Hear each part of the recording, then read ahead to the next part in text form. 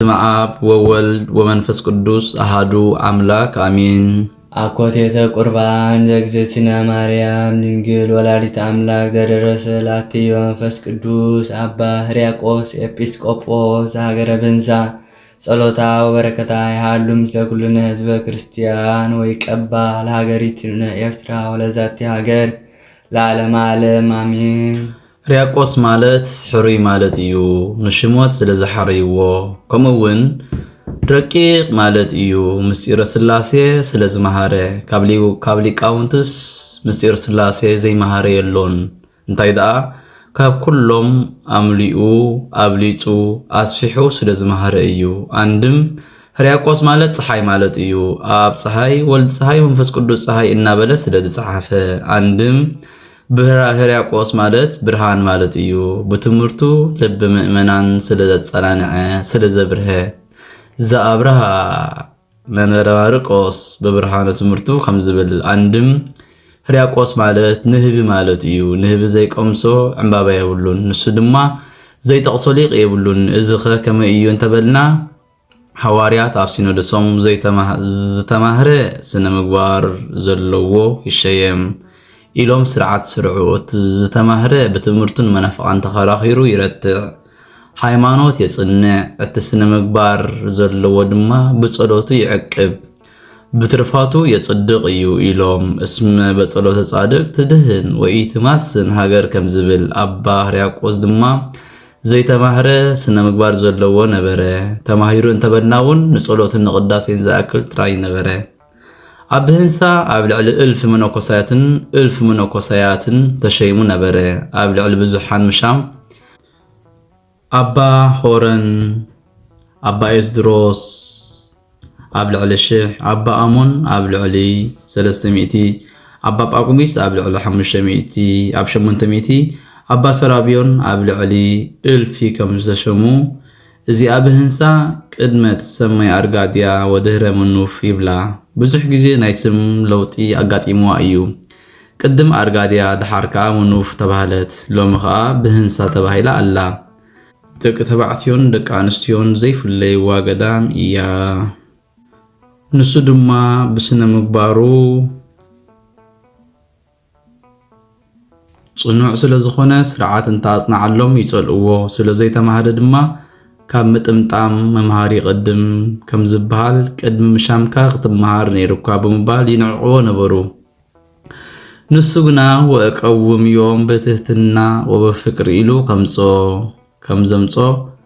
ከም ዝጸልኡኒ ክጸልኦም ከም ዝነዓቁኒ ክንዕቆም ከይበለ ብፍቅርን ብትሕትናን ጸኒዑ የመሓድሮም ነበረ። ካብ ዕለታት ሓደ መዓልቲ ብምንታይ ንስዓሮ ኢሎም ተማኸሩ። ሓንደበት ቅዳሴ ቀዲስካ ኣቅርበና ኢልና በዚ ምክንያት ጌርና ንስዓሮ በሉ። ንሱ ግና ከም ቅዱስ ኤፍሬም ምስጋና ድንግል ማርያም ከም ኮኸብ ሰማይ ከም ሕፃ ባሕር በዚሕለይ ከም መግቢ ተመጊበዮ ከም ማይ ሰተዮ ከም ክዳን ተኸዲነዮ እንተ ዝነብር እናበለ ይምነ ነበረ። ስርዓት ቅዳሴ ፈጺሙ ኣብ ፍሬ ቅዳሴ ምስ በጽሐ ካብ ቅዳሴ ሊቃውንት ሓያል ጎጽጎጽ ዝኾነ ዓይናይ ነውጻሉ እናበሉ ከለዉ ዝለመንዋ ዘይትኽልእ ዝነገርዋ ዘይትርስዕ ድንግል ማርያም ወላዲተ አምላክ ገሊጻትሉ ጎሳ ልብየ ቃለ ሰናይ ኢሉ ወይእዜኒ ንሰብሖ ክሳብ ዝብል ጸፍ ኣቢሉ ኣብጽሖ። በዚ ግዜ እዚ እቶም ዝጸልእዎን ዝንዕቅዎን እዝስ ዝነገርካዮ ቀለም እኳ ቃኒዑ ዘይልብሲ ሓድሽ ድርሰት ይደርስ ኣለኹ ኢሉ ሃለውለው ይብል ኣሎ ኢሎም ሓመይዎ። እቶም ዝፈትዎን ዘኽብርዎን ከዓ ከምዚ ዝመሰለ ምስጢር ካብ መንፈስ ቅዱስ እምበር ካብ ታራ ሰብዶ ይርከብ እዩ ኢሎም ኣደንቕዎ። ብኡ ንብኡ እቶም ዝፈትዎን ዘኽብርዎን ጽሒፍና ደጊስና ዘይንጥቀመሉ በሉ። እቶም ዝጸልእዎን ዝንዕቅዎን ከዓ መን ደረሶ ኢልና ኢና ክንቅበሎ በሉ። ከም ልምዲ ሃገርና በልዎም። ልምዲ ሃገሮም ከመይ እዩ እንተበልና ሓድሽ ድርሰት ምስ ተደርሰ ጽሒፎም ደጊሶም ኣብ ሓዊ ይእትውዎ። ካብ ሓዊ ድሓር እንተወፂኡ ናብ ማይ ይእትውዎ። ካብ ማይ ድሓን እንተወፂኡ ከዓ ኣብ ልዕሊ ሕሙም የንብርዎ። ሕሙም እንተፈዊሱ ቁኑዕ ድርሰት እዩ ኢሎም ይጥቀምሉ። እዚ ድማ ጽሒፎም ደጊሶም ኣብ ሓዊ እትዮ ኣእተውዎ። ካብ ሓው ድሓን ወፀ ናብ ማይ ኣተውዎ ካብ ማይ ድሓን ወፀ ኣብ ሕሙማን ገርዎ ንሕሙም ድማ ፈወሰ ብዝበለፀ ድማ ሞቦታተንሰ ቁኑዕ ድርሰት እዩ ኢሎም ምስ 13 ቅዳሴ መበል 14 ቅዳሴ ገይሮም ጥሪዞም ተጠቀሙሉ ካብ 14 ቅዳሴ ድማ ተኣምራት ዘይገበረ ቅዳሴ የልቦን ዝቅድስሉ እንታይ መዓልቲ ነይሩ እንተበልና ኣብ ሓንቲ ካብተን 33 በዓላት ናይ ኣዴና ናይ ቅድስት ድንግል ማርያም እዩ ነይሩ ሓደ ባሕታዊ ካብቲ ዝተዋህቦ ጸጋ ዝተልዓለ ካብ 33 በዓላት ኪ ንመን ትፈትው ኢሉ ምስ ሓተታ ኣስተርእዮ ኪዳነ ምህረት ልደታ ፍልሰታ በለቶ ካብ 4 ምስ በላ ካብ ጸቢብ ናብ ገፊሕ ካብ ጸልማት ናብ ብርሃን ዝወፀኹላ እያ እሞ ልደተይ ይፈቱ በለቶ እዚ ከዓ ኣነ ከይተወለድኩ ኣቦይን ኣደይን መባእኹም ኣይንቕበለልኩምን ኢና ኢሎም ሓዚኖም ነበሩ ናቶም ሓዘነይ እዩ ንዓይ ምስ ወለዱ ግና መቦኦም ተቐቢሎምሎም ተሓጎሱ ናቶም ሓጎስ ድማ ሓጎሰ እዩ ከም ዝበለቶ ልደታ መዓልቲ እዩ ንሱኸ ኣይ ናይ ቅዳሴ ክቅደስ ሓሲቡ ነይሩ እንተበልና ቅዳሴ ሃዋርያት እዩ እዚ ሳይኮነን ቅዳሴ እግዚእ እዩ ክቅደስ ሓሲቡ ነይሩ ምንም እኳ ስማ እንተ ዘይጠቐሳ እምድንግል ተወሊዶ ከመ ፈቃድ ከይፈጽም ኢሉ ብምስጢር ስለ ዘልዕላ እዩ ካብ ስግር ባሕሪ መን ኣምፃልና እንተበልና ቅዱስ ያሬድ ማይክራህ መደባይ ታብር ኣብ ዝተባህለ ቦታ ይነብር ነበረ ድንግል ማርያም ንቅዱስ ኤፍሬም ካብ ሶርያ ንኣባ ሕርያቆስ ካብ ብህንሳ ብደመና ጠቂሳ ንቅዱስ ያሬድ ናብ ዘለዎ ቦታ ኣብፂሓ ንስኻ ውዳሴይ ንስኻ ድማ ቅዳሴይ ንገርዎ ብዜማ የብፅሓዮ ኢላቶም ነጊሮሞ ብዜማ ኣብፅሖ ካብ ዋታ ሒዙ 13 ቅዳሴ ብዜማ ኣብፅሖ እዚ ክፍለጥ ድማ ስረዩ ኣብ ቅዳሴ ማርያም ይበዝሕ ናብ ስግር ተከዘኸ መን ወሰዶ እንተበልና ሳሙኤል ትውልደ ጌዴዎን ዘገበዘ ኣክሱም ይብሎ ንሱ ንዚ እናደገመ ክኸይድ ከሎ ካብ መሬት እመትን ስድርን ዝኣክል ልዕል ኢሉ ይኸይድ ነበረ ካብ ዕለታት ብሓደ መዓልቲ ነዚ ደጊሙ ነቲ ማይ እንተባርኾ ህብስቲ ኾነሉ ንርእሱ ተመጊቡ ነቶም ምእመናን ድማ መገቦም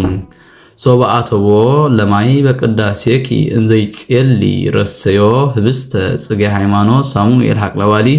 ምህረተ ወፍታ ለተኣምርጭ ይሄሊ ስረይ ሃጢአቲ ወእፀቢ ኣቅልሊ እስመ ኩሎ ገቢረ ማርያም ትክሊ ከም ዝበለ ደራሲ ምልክት ፍቅሪ ክልተ ንዋያት ማለት ዕንቁን ጻዕዳን ዕጣንን ሃበቶ ሊቀ ካህናት ሳሙኤል እንዘይጽየሊ በቅዳሴሃ ማርያምኒ ሂዛ በእዴሃ ኣምጻእ ሎቱ ክልኤተ ኣማሃ ከም ዝብል ካብዛ ኣስዒባ ውዳሴን ቅዳሴን ሓደ ገይሩ ዝደገሞ ሰብ ናብቲ ንስኻ እተኣትዎ ውሳጤ መንጦላይት ክእትዎ እየ ኢላ ተስፍኡ ነገረቶ እዚ ክፍለጥ ድማ ኣብ ገዳም ዘለዉ ገዳማውያን ዘጽንዐ በቃሉ ዘየጽንዐ ብመጽሓፍ ቅዳሴ ማርያም ከይደገመ ዝውዕል የልቦን እዚ ተስፋ እዚ ድማ ንዕኡ ጥራይ ዘይኮነስ ውዳሴኣ ምስ ቅዳሴኣ ሓደ ገይሩ ዝደገሞ ኩሉ ሰብ እዩ ሓደ ባሕታዊ ካብ ኩሉ ምስጋናኺ ንመን ትፈትው ኢሉ ምስ ሓተታ ወደይ ዳዊትን ኣቡነ ዘበሰማያትን ክድገመሉ ከም ዝፈቱ ኣነ ድማ ውዳሴን ቅዳሴን ክድገመለይ ይፈቱ በለቶ ንሱ ተሸይሙ ከሎ ብዙሕ ድርሰት ደሪሱ ብዙሕ ተግሳጽ ጽሒፉ እዩ ሓደ ካብቲ ብዙሕ ዝቅዳሴ እዩ ዕረፍቱ ዕለት 2 ጥቅምቲ እዩ ጸሎታን በረኽታን ምስ ኩላትና ህዝቢ ክርስቲያን ይኹን እሞ ነቲ ህብስቲ ኣብ ጻሕሊ ነቲ ወይኒ ኣብ ጽዋዕ ገይሩ ኣኽቢሩ ለዊጡ ስጋ ወልደ እግዚአብሔር ደም ወልደ እግዚአብሔር ኣብ ዝግበረሉ እዋን ኣብ ብህንሳ ኤጲስቆጶስነት ዝተሾመ ኣባ ሕርያቆስ ብመንፈስ ቅዱስ ተገሊጹሉ ንድንግል ማርያም ዘመዝግነሉ ቅዳሴ እዚ እዩ ኣኮቴት ዝበሎ ዘኽብረሉን ዝልወጠሉን እዩ ቁርባን ድማ ካህናት ነቲ ስጋ ኣብ ጻሕሊ ነቲ ደም ከዓ ኣብ ጽዋዕ ገይሮም ናብ መንበሮም ዘቕርብሉ እዩ ከምኡውን ንምእመናን ብኽብርን ብሞገስን ኣብ እግዚአብሔር ዘቕርብ ማለት እዩ ጸሎታ ወበረከታ እንተበለ ነተመስጋኒ ጸሎቱ ወበረከቱ እንተበለ ኸና መስጋኒ የመልክት ይካ ይበልካህን እግዚአብሔር ምስለ ኩልክሙ እግዚአብሔር ምስኩላትኩም ይኹን ይህ ይበሉ ህዝቢ ምስለ መንፈስከ ከም ቃልካ ይኹነልና ይፈጸመልና ወብነ አሃዱ መንፈስ ዘሃይማኖት ከም ዝብል ይካ ይበልካህን አልኩትዎ ለአምላክነ ንፈጣሪና አመስግንዎ ይህ ይበሉ ህዝብ ይካ ርቱ ይደሉ በሐቂ ምዝጋና ይግብኦ እዩ ይካ ይበልካህን አልዕሉ አልባቢክሙ ብልብኹም ሰማያዊ ነገር ሕሰቡ ይህ ይበል ህዝብ ብነ ሀበ እግዚአብሔር አምላክነ ኣብ እግዚአብሔር አምላኽና ክብርን መጎስን አሎና ጎስአ ልብየ ቃለ ሰናየ ጎስአ ልብየ ቃለ ሰናየ ጎስአ ልብየ ቃለ ሰናየ መጽሐፍ ምስ መጽሐፍ ምትሓዝ ልማድ እዩ አቦ ዳዊት ንጉስ ሰማይን ምድርን ከመዝግን ከሎ ጎስአ ልብየ ቃለ ሰናየ ኢሉ ነይሩ እዩ እሞ ንሱ ድማ ንንግስትን ሰማይን ምድርን ምስጋና ከቅርብ ከሎ ጎስአ ልብየ ቃለ ሰናየ በለ አንድም አባ ዳዊት ነባ ዳዊት ዝገለጸ መንፈስ ቅዱስ ምስጢር ምስ ምስጢር አተሓሒዙ ጎስአ ልብየ ቃለ ሰናየ በለ ወአነ አየድ ይብል ኣብ መደብ ልቢ ቆይሙ ልቦናይ ሰናይ ነገር አውፅኡ ተዛረበ ወትጎስኦም ይእቲ ባይር ለነጋድያን ከም ዝብል አንድም ልሁክት ልቦናይ በእሳት መንፈስ ቅዱስ ፈሊሑ ሰናይ ነገር አውፅኡ ተዛረበ አንድም ልቦናይ ስንቡል ቅዱይ መንፈስ ቅዱስ ተቀቢሉ ሰናይ ነገር ጎስዐ ኣብ ሃገሮም ዝተመገብዎ ምግቢ እንተ ዘይተሰማምዕዎም ኡድ ሰንደል ዝበሃል ሽቶ አሎ ንዑ ተመጊቦም ሰናይ ነገር ጎስዓኹ ይብሉ ያጎስዓኒ ከም ዝበሃል ሰለስተ ጊዜ ደጋጊሙ ጎስአ ልብየ ቃለ ሰናይ ብምባሉ ብንጽሐ ስጋ ብንጽሐ ነፍስን ብንጽሐ ልቦናን ምሳሌ እዩ አንድም መላእክቲ ደቂ አዳም ካለ ፍጥረት ዘመዝግንዋ ስለዝኾነት አንድም ወጣንያን ማእኸላውያን ፍጹማን ዘመዝግንዋ ስለዝኾኑ አንድም ኣብዛ ዓለም ኣብ ገነት ኣብ መንግስተ ሰማያት ዘለው ቅዱሳን ዘመዝግንዋ ስለዝኾኑ ቅድሚ ሕጅስ መንግስተ ሰማያት ዝኣተወ የሎን ኢሉ ድሓር መንግስተ ሰማያት ንዝኣቱ ቅዱሳን ዘመዝግንዋ ስለዝኾነት ኢሉ አንድም ሊቃውንት ብምስጢር ስላሴ ምጅማር ልማዶም እዩ ሰለስተ ጊዜ ደጋጊሙ ዝረቡ ናይ ሰለስነት ቃሉ ዘይምልዋጡ ድማ ናይ ሓድነት ምሳሌ እዩ አንድም ወአነ አየድ ቅዳሴሃ ወአነ አየድ ውዳሴሃ ወአነ አየድ እበያቴሃ ኢሉ ንዘምጾ ሰለስተ አርእስቲ ተዛረበ ወአነ አየድ ቅዳሴሃ ለማርያም አባ ዳዊት ወአነ አየድ ገብርኤል ንጉስ ኢሉ ነይሩ እሞ አነ ድማ ናይ ድንግል ማርያም ምዝጋናኣ እነግር ኣለኹ በለ መጀመርያ ጎስአ ኢሉ ስለዝነበረ ንዕኡ ሓደገ እዝስ ርእሱ ዝኸኣለ አርእስቲ ኢሉ አላ በቅድስና ወበንጽ ስርጉት አንቲ ኢሉ ከምጾዩ እሞ ንዕኡ አርእስቲ አኮ በአብዝሆ ብምብዛሕ አይኮነን አላ በአውህዶ ብምውሓድ ደኣ እምበር ናይ ድንግል ማርያም ምዝጋና ካብ ኩሉ ምዝጋና ይበዝሕ እምበር ይውሕድ እዩ መትህተ ፈጣሪ መልዕልተ ፍጡራን ዳ አይኮነትን እንተበልና ልክዕ እዩ ናይ ድንግል ማርያም ምዝጋና ሰማይን ምድርን ብራና ወቅያኖስ ቀለም እፀዋት ብርዒ አይባን መድመጽ መላእክት ደቂ አዳም ጸሓፍት እንተዝኾኑ ኣይመተፈጸመን ነይሩ ከም መጠን ንጽህናን ቅድሳናን አይከውንን እዩ ክብል እዩ ከምቲ ቅዱስ ቄርሎስ ናአሃ ቴዎዶሲዮስ አርቃድያን መሪናን ምስጋንአን እናተዛረበ መጽኡ ዝውዳሴ ዘተናገር ይውህድ ክብርክን ከም ዝበለ አንድም ንባቡ ብምብዛሕ ምስጢሩ ብምውሓድ አይኮነን እንታይ ደኣ ንባቡ ብምውሓድ ምስጢሩ ብምብዛሕ እዩ ወአነ አየድ ውዳሴሃ ለድንግል ወአነ አየድ ውዳሴሃ ለድንግል አነ ድማ ናይ ድንግል ማርያም ምስጋና ነግር ኣለኹ ካልኣይ ጎስአ ኢሉ ነይሩ እዩ እሞ ንዑ ሕዳግ እዝስ ርእሱ ዝኸኣለ አርእስቲ እዩ ኦ ድንግል አኮ ወራዙ ስፉታ ዘነዙቺ አላ መላእክተ ሰማይ ሃወጹቺ በከመ ተብህለ ካይናት ወሊቃነ ካይናት ወደሱቺ ኢሉ ከምጾዩ እሞ ንዑ أرستي أكو بأنه بقال زنقاء لب بزمص زنقاء لب زسعب زربا بمنواح أيكونن بزوح انت وقعو يزنقعو غم زبهال زربا انت نويحيو كابي تبقيسو أبزبتيحو سلزبهال اسمه نوها أمسر ترأسي أجيجاي وأمزيا نوهو لسب قبر زالبو متاني قار وقتو ولا قارني تلو زنقاء يثكلا بهقوا لا زمر بمتانس كما يزنقو أحاو أبزوها مصاحفت يزنق لب كم زبل الله بأهصرو كابزنوح يحصر كم زبهال بمحصار بمتقلال دا أمبر وأنا أيد أبياتها لدنجل وأنا أيد أبياتها لدنجل أنا دمانا يدنجل مريم عبيتان كبران نقر ألخو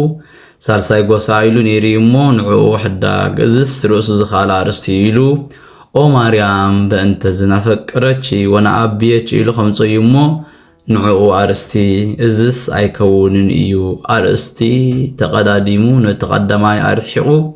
نتدحروا يغربو أيهبن إيلو مصاحبيتش قال إنزا يتفلت مصنابوه إيلو خمسو يمو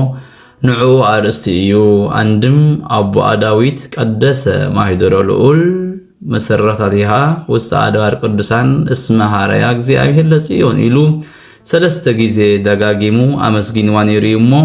نسدما وأنا أيد قداسها وأنا أيد وداسها وأنا أيد رياتها إيلو سلست جيزي دقاقيمو أمسجنا وأقوم يوم بتثنا وفكر بذاتي إلت كرمازنتو مستير قرو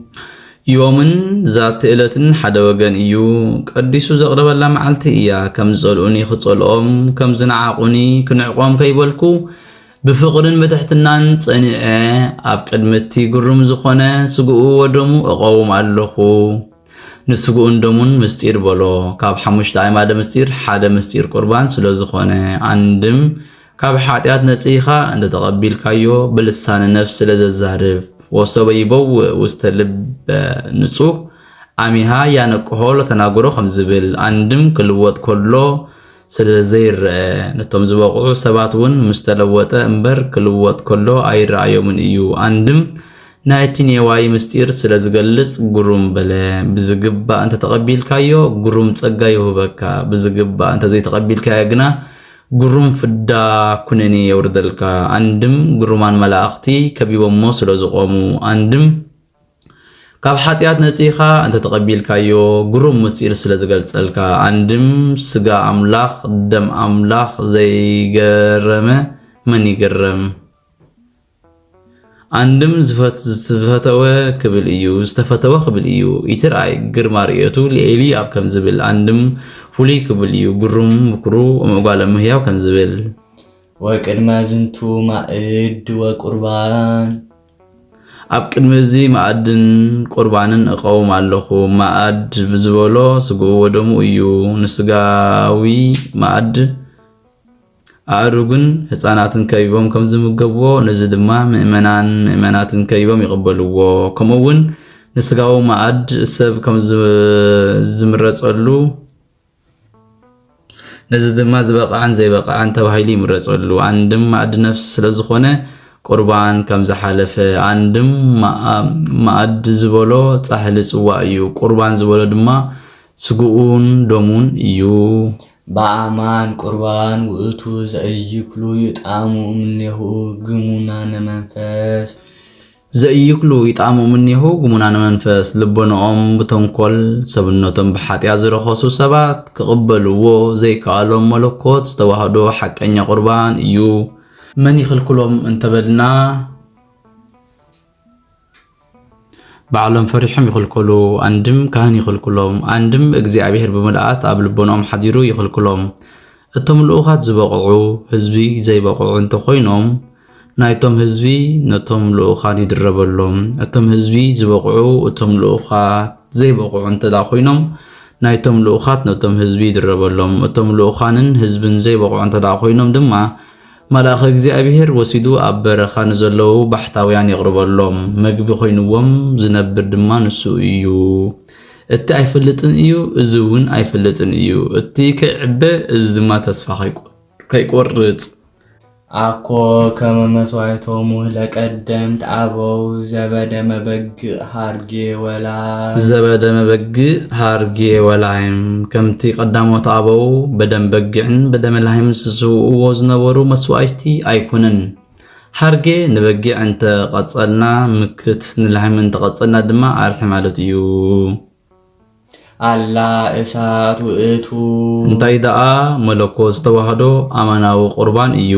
እሳት ማህየዊ ለሩትዓነ ልብ ለእለ ይገብሩ ፈቃዶ ክልተለ ሓደ ወገን እዩ እሳት እንተበልኩም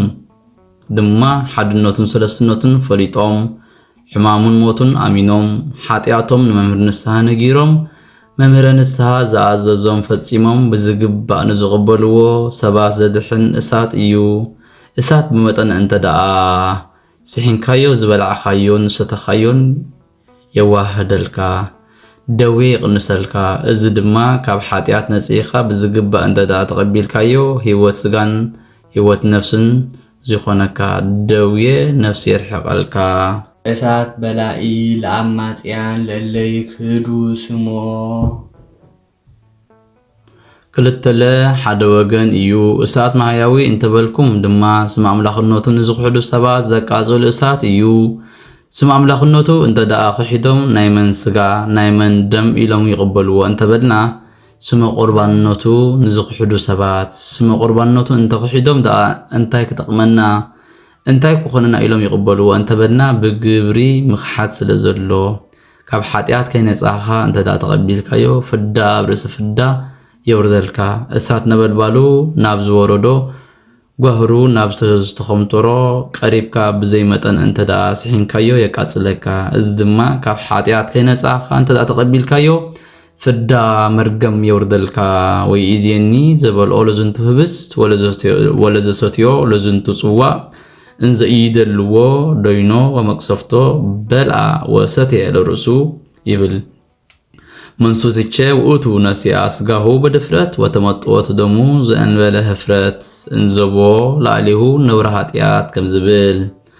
ኣብዚ ድማ ንስጉኡ ካብ እሳት ባቢሎን ንደሙ ድማ ካብ ማየ ግብፂ ምሳሌ ኣምፂ ይነግር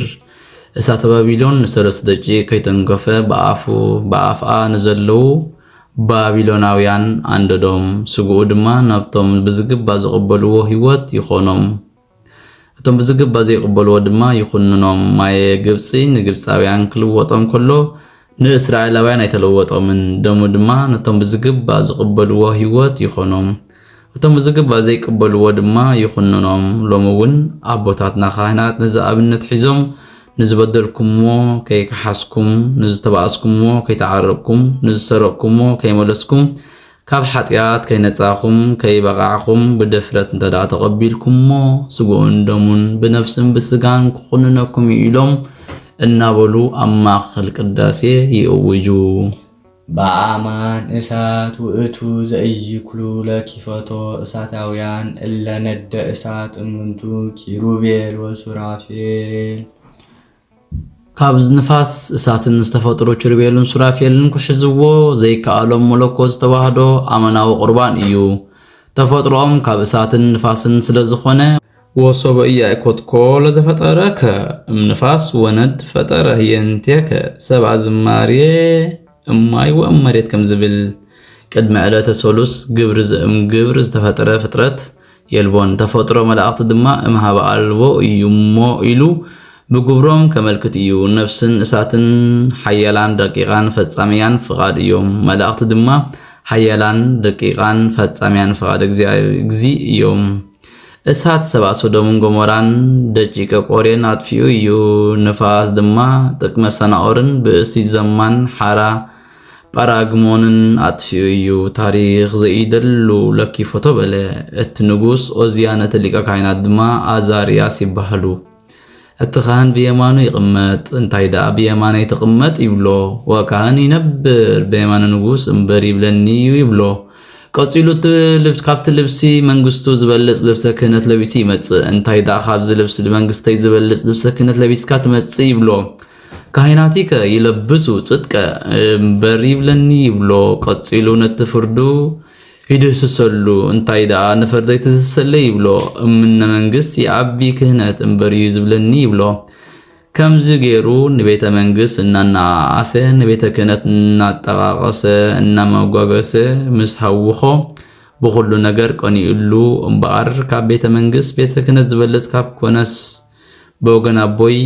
ካብ ቤተ መንግስት እንተው ተወለድኩ በወገና ደይ ድማ ካብ ቤተ ክህነት ተወሊደ የለኹን ኢሉ ልብስ ተኮነ ለቢሱ ማዕጠን ተወርቅ ሒዙ ስልጣን ተጠቂሙ ብድፍረት ናብ ቤተ እግዚአብሔር ከዓጥን አተወ ከዓጥን ከሎ ነጥዕጣን ኣብ ግንባሩ ምስ ዓለበ ለምጽ ወጾ ብሻሽ ገይሩ እንተሸፈኖ ኣብ ልዕሊ ተሻሽ ወጸ እስራኤል ለምጻን ይትረፍዶ ኣብ ቤት መቅደስ ኣብ ከተማ ኣይቅምጥዎን እዮሞ ወአውጽኡዎ ዘባሂስሮ ወአብኡዎ ውስተ ቤተ ሐፍሶት ከም ዝብል ንዕኡ አውጽዮም ንወዱ ኢዮአታም አንገሱ ወኢዮአታም ወልዱ ያዕቅብ ቤተ መንግስት ወይኮንን ህዝበ ምድር ከም ዝብል በቲ ዘመን እቲ ዝነበረ ነቢ ኢሳይያስ እዩ ቤተ መቅደስ ክድፈር ሕገ ኦሪት ክሰዓር ከይገሰጾ ፈሪሁ ስቕ ስለ ዝበለ ኣብ ከናፈሩ ለምጺ ወጾ ሃብተ ትንቢቱን ተወሲድዎ ንሰለስተ ዓመትን 6 ወርሕን ጸንሐ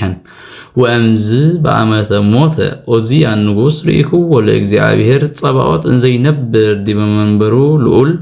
ወነዋህ ወምሉ ቤተ ስባትዩ ከም ዝብል እቲ ኦዚያን ንጉስ ዝሞተላ ወርሓት ጎይታ ኣብ መንበረ ጸባኦት ኮይኑ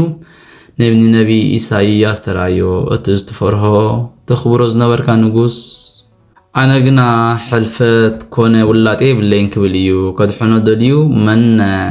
فينو هذا هزبي إسرائيل ولو كل سبنته عقب كسادو عدنا ناب هزبي إسرائيل بمهرنت نمنك سدريه بلو اسم مايكل هزركوس كنا فريهو هلوكو أنا إسرائيل لمسي يصيف يومو كما ون حبتن بيت توسيد النخوين أمبر أنا أيم فراخون مخد كوني ربلو تملاخ كاب عالم ملاختي في حمم بقوتيات وسيتكا كنافرو الكفو بلو وتفنو أهادو سرافيل ونسى فهم بقوتيات والكفو كنافري ويبي أتوتكو لك هاتيات هكا كم زبل هاتياتك انت بلا لمسي أرحقولك هاتياتك انت بلا حابتتن بيت مولسكولك خبل إيو شعو كاب لمسنسيهو حابتتن بيت مولسولو كم بحدش نهزو إسرائيل استمحره ምሳሌኡ መልአኽ ናይ ቀሳውስት ጉጤት ናይ ስልጣን እግዚአብሔር ኢሳይያስ ናይ ምእመናን ለምጺ ናይ ፍዳ ናይ መርገም ፍሕም ድማ ናይ ስጉኡን ደሙን እዩ አንድም መልአኽ ናይ ዲያቆን ጉጤት ናይ ዕርፊ መስቀል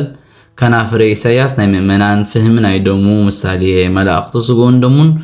ዝነዝህሉ ስልጣን የብሎምን እሞ ዘይይክሉ ለኪፎቶ በለ ዘይተገብረ ለመላእክት ተገብረ ለካህናት ከም ዝበሎ በዚ ድማ እዩ አባ መቃሪዮስ ከም ዝረአዮ ስለ ንጹህኑ መልአኽ እግዚአብሔር ኢትካህን ሒዙ ንማርቆስ ዮናኒ ግብጻዊ ከቀብሎ ረአየ አልዓይሉ ንዘጀመረና አጀሚሩ ንዘፈጸመና ለወለ እግዚአብሔር ክብርን ምስጋናን አምልኾ ውዳሴን ንዕኡ ይኹን